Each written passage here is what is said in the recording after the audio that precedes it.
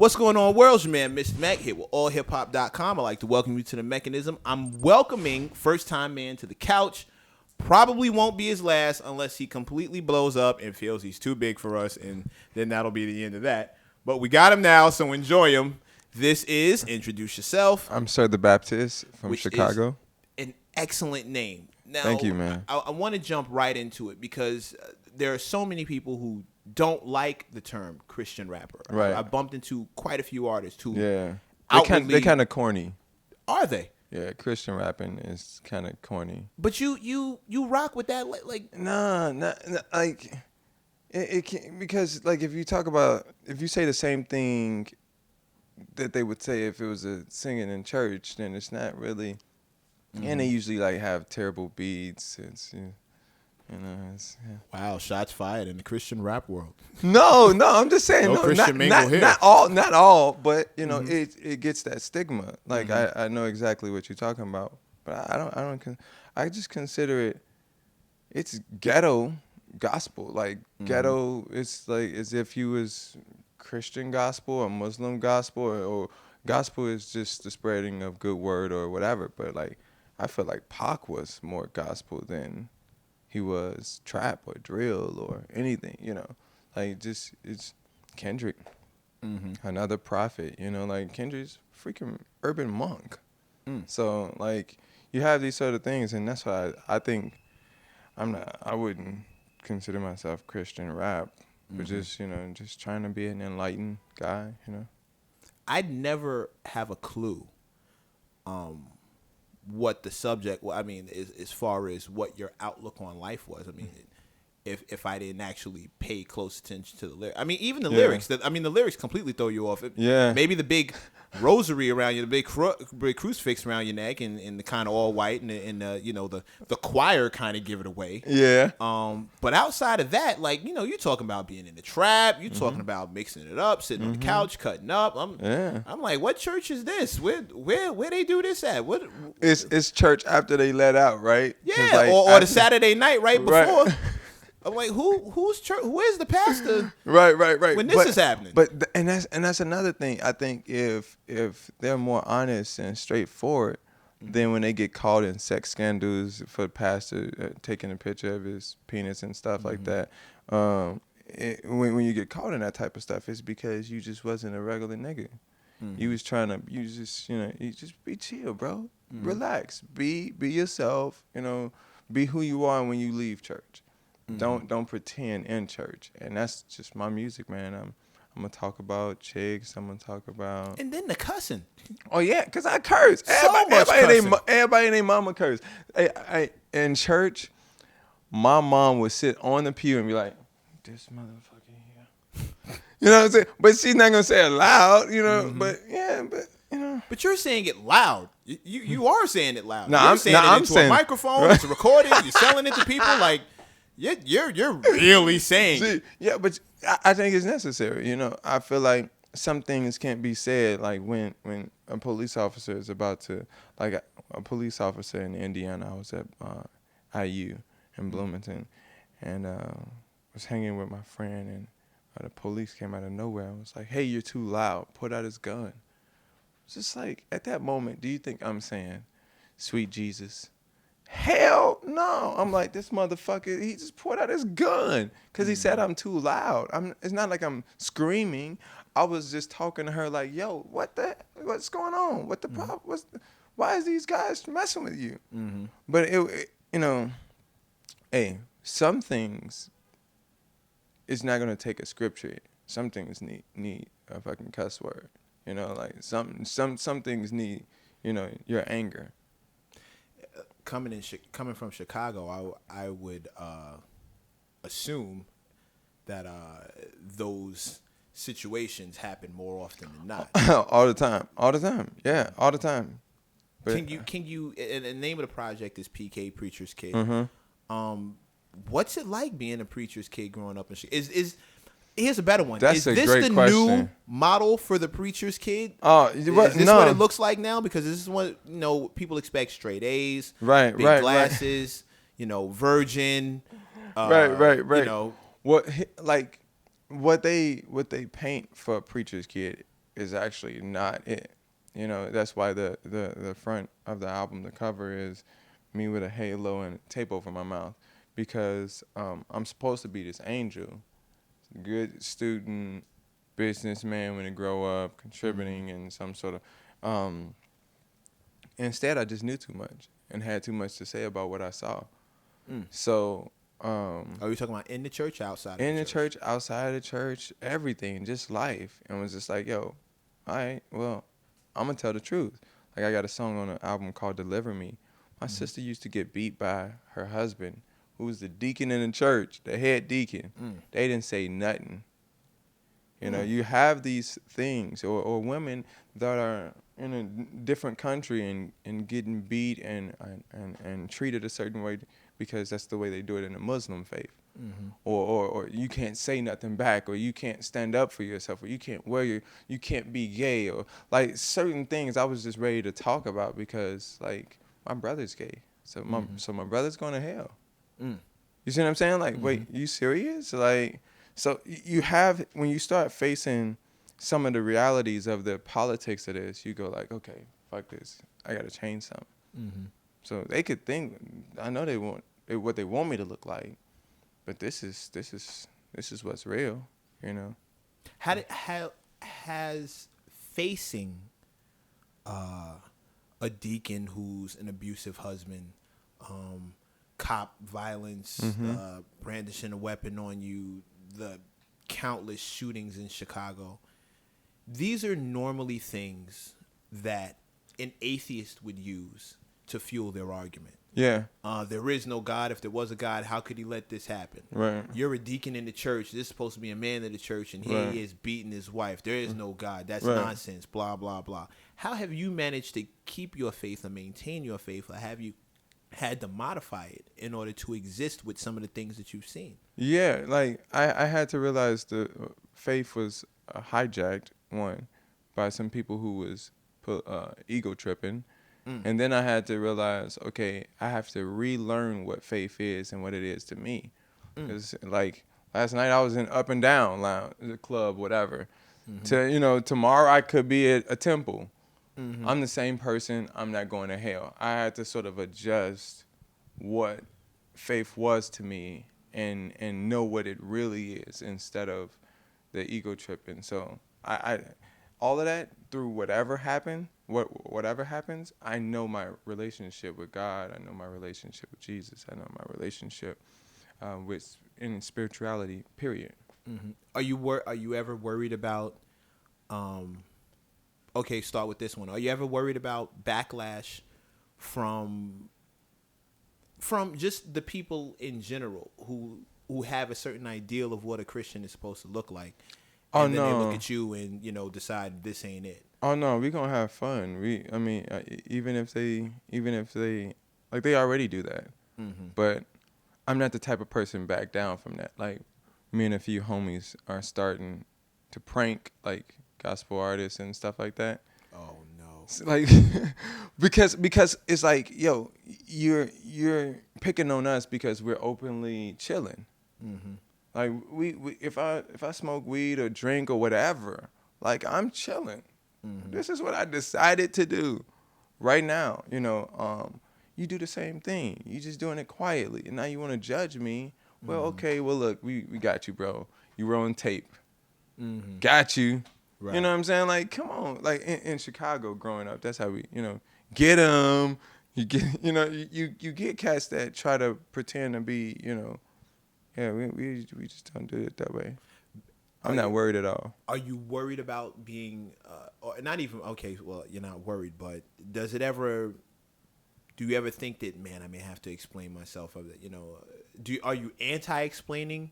No, I'm willing to explain the philosophy, because it's okay.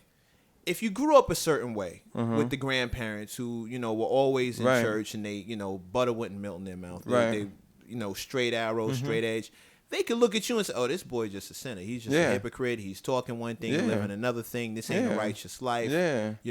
How do you, so when it comes time to combat that, where do you draw the line? Is there a scripture that says it's cool to drink and smoke? I remember the story of Jesus giving out fish sandwiches and wine. Right. So I kind of turning water into wine at a party. Like, yo. Yeah. Last time Jesus was in the church, he turned over the tables. Mm-hmm. So the story they've painted of Jesus running the Pharisees out. He wasn't that. He was a rebel, like a serious like. And Christianity is a bloody story. Mm-hmm. That's a cross. My son looked at my cross and was like, Dad, that's somebody on a, it's we have to stop painting it so beautiful and allow it to be beautiful in its sort of bloodiness, and know that it's not a clean thing. So the person that say, yo, you not doing this, or you this, you that, you're black backsliding Christian. That's the favorite one. Right. That's the favorite one. But then I say, well, you're judging me right now. So that was a sin, right? Just right then. Mm-hmm. So how do you justify what you just did? Mm-hmm. So we're it's impossible for us to escape the snares of sinning. We're going to sin again tonight, again tomorrow, again the next day. You know what I'm saying? It's just what it is. But as long as you know who you are, you'll be raising hell till you die. You'll be doing who you are until you die, whether it's whatever it is. Do you see a day where you may grow out of some of the things you do, or? Oh yeah. I mean, I all the time, like, I feel that way. Like, I like Jameson and ginger ale, and like my birthday came across, and I was just like, I tasted it, and I was just like, don't really feel like doing that. That's not what I want to do today. Eventually went back to it, but the point was, the point is, you grow out of certain things, but you don't forget that everybody has to take that same trip. For example, because Jesus turns to Judas and say, hey, go fulfill prophecy, and he go and betray Jesus. Everybody won't have the same, hey, I'll never leave you, like they all said, and they left him. Mm-hmm. Some people have to betray him in order to make him king. Mm-hmm. So, and for those people who do, with their daily life or whatever it is, you have to give them time to grow. Don't let them kill themselves. Mm-hmm. Like Judas ended up killing himself. It was 11 other niggas that did nothing to help him. They could have been like, bro, it's okay. This is a part of let's just try to fix it. And none of that. They were like, yo, go kill yourself. But that's sort of what it is. I think it's a growing. Well, when you snitch, people tend to just kind of leave you to your own devices. Man. Right. He was, if nothing else, he was history's first snitch. So you kind of have to. I love. We talking street terms. I love like that sort of stuff. Like, flesh and blood didn't reveal that. What you just said. That was something higher to be able to take that and turn it into what Pac did with Ghetto Gospel. He got his own Ghetto Gospel. Like, if you're able to take those pieces and make it so relatable, it actually translate to the next generation. Mm-hmm. But if you're too busy, like you could have said that a whole different type of way. But that make more sense. Mm-hmm. It's important that we do this, though. So you're really kind of fighting a good fight out here, but I can't imagine that the traditional Christian church is going to be happy with you. Yeah, I mean, I'm not worried about I could either fight to perform in a church or play Bonnaroo. Well then. You know what I'm saying? At that point, you go like, what you could hold over my head isn't greater than what I could contribute to this world. Do you consider yourself a spokesperson for Christianity, a spokesperson for the church, or how does that work out? I consider myself a spokesperson for someone who has faith or religion or spirituality in some sort of way. Mm-hmm. It doesn't have to necessarily be Christian. It could be, at some point we all could get to heaven and be like, hey, they were the same gods, just somebody translated it different. Right. So it could be any religion. You know, I have Muslim friends. I have, everybody. I think I fight for them to be free of the politics of religion, because this stuff is really set up. Like, I remember back in the day, you couldn't even wear skirts that was over your knee. You had to have stockings on, or you had to this and that, or for example, like sexuality in religion is really messed up. But on an album, I'm talking about me with one girl. I'm gonna say what I want to say. Yo, I've been praying for your ass all week, that the good Lord send you to me. I've been fasting since the last time I had it. Come through to the crib. You know, because sexuality in the church, education wise, they don't teach you how to use a condom, because why? You're not supposed to wear a condom. You see what I'm saying? Like, so then you're not supposed to be fornicating before you get married, though. Right, but on so many other things, marriage wasn't even it until a certain time. A marriage is between a man and a woman that commit, or a woman and a woman, or a man and a man that commit for life.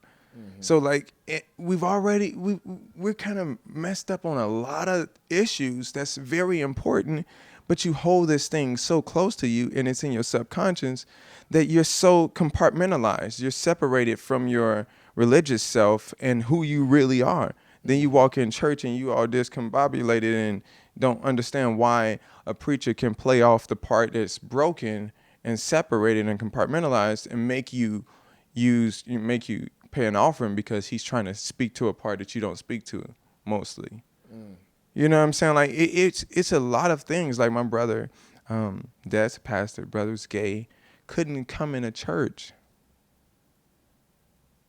You know what I'm saying? It's stuff like that economics in the community and other stuff like that. But when it comes down to religion, man, I'm not worried about gospel industry. I ain't worried about preachers. I ain't worried about their mamas. Apparently not, because I caught that you named the first single Creflo Dollar. Yeah.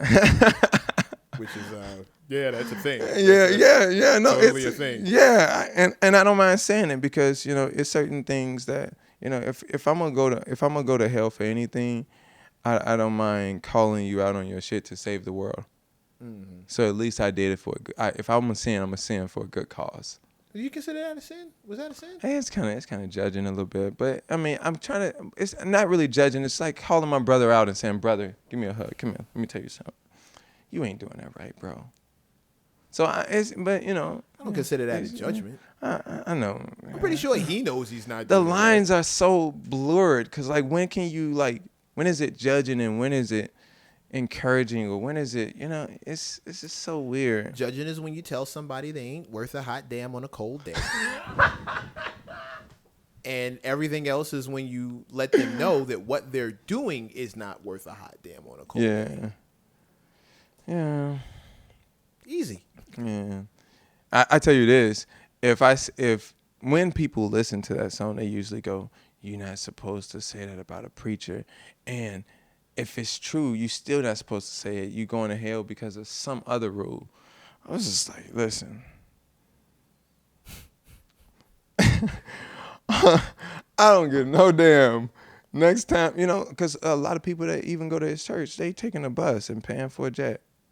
It's just like, I thought about that. He's the dude who wanted how many millions was it for a new jet? I think it was like 30 million. Yeah, something ridiculous, like 30 or 60. I knew it was somewhere like. And it was kind of like enough money to fund everybody going to college, pay off everybody's college, pay off everybody's houses. But the Pope came to America with a big one. I mean, he had like a small. If it was big to take his whole church to do ministry everywhere, I would have been like, "Oh, that's dope." But dude showed up with seven seats, probably a refrigerator, all type. You know what I'm saying? Like, yo, no, like you could do more if you did less on your comfort. It's crazy, man. Okay, last question. I think this may actually get me where I want to be. What would a church run by you look like?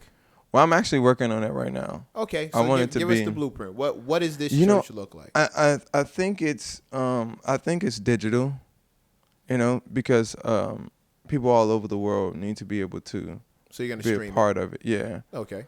And I don't know if it's necessarily church Sunday everything. It could be a Sunday podcast. It could be like an urban Bible where it has, things without all of the, because which goes into another problem, the King James Version versus all of these different other authors and stuff, but yeah, going to festivals, doing where it looks like honesty about family, life, community, economics, business, epistemology, how we acquire knowledge, how we use it. It looks like Kendrick album some days, just letting that stream and just say, hey, this is just something you need in you. Or it looks like a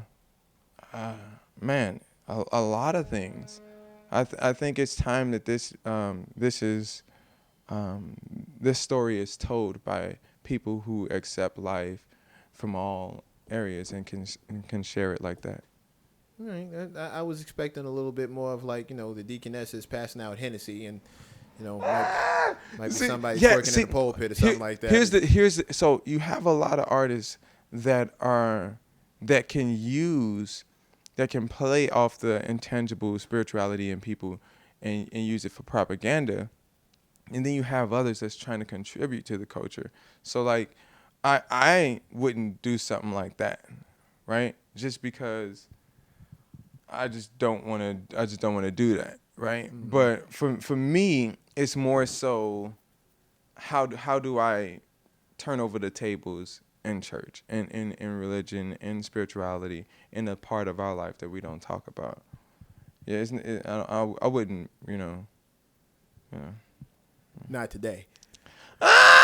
But although I'm gonna drink it, I'm definitely, although I like Jameson and ginger ale. See that body of Christ. Or the Douce is dope. See that stuff they handing out, that blood of Christ. Hey, they need to. Hey, why don't they pass out wine in black churches? Because they don't need your mama saying the stuff she say in the pulpit louder. No, I'm talking about for communion. Me too. Catholic churches, they get like real joints. You gonna have in the mama Baptist in the pew saying what she said under her breath a little louder about Sister Johnson in the hat in front of her. That's exactly what she gonna do.